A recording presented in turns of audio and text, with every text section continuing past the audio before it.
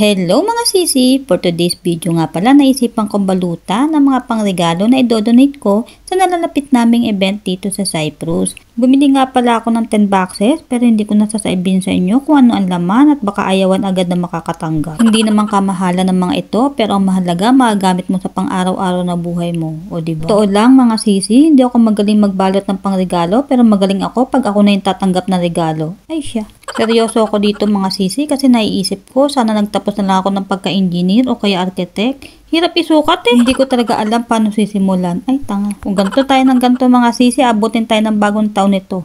Huy, ano na? Sa totoo lang, gusto na niya magpatulong, ayaw lang magpahalata. Sa pagkakataong ito mga sisi, ginamitan ko ng malamag na cum laude kong utak. Charot. Dahil 10 ang box, kaya pinutol ko na din ang gift wrap sa 10.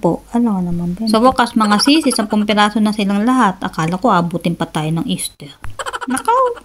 May pasukat-sukat pa kunyari yan, pero sumasakit na ang ulo niyan. Kaya na nga bang sinasabi ko, masindak ka kay Barbara, tagsisimula ng mabuang yan. Isang taon na ako nagsasalita rito, hindi ka pa nagkakapagsimula. Ay, ewan ko sa'yo. Oh, parang may sinasabi ka na dyan. Ano, ginagamitan mo na ng orasyon. Inaabot ka na ng 10 taon, saka mo palang nadikitan. Masaya yan. Gigil mo ko eh. Aba, mukhang may patiklop-tiklop pa ang magna cum laude. Pangiti-ngiti na yan. Paano? Sa loob ng 1 taon, matapos niya na ang trabaho niya. Salamat naman mga sisi. Sa loob ng 6 na taon, ayan malapit ng makabuo ang sisi nyo. Sarap sa kulim.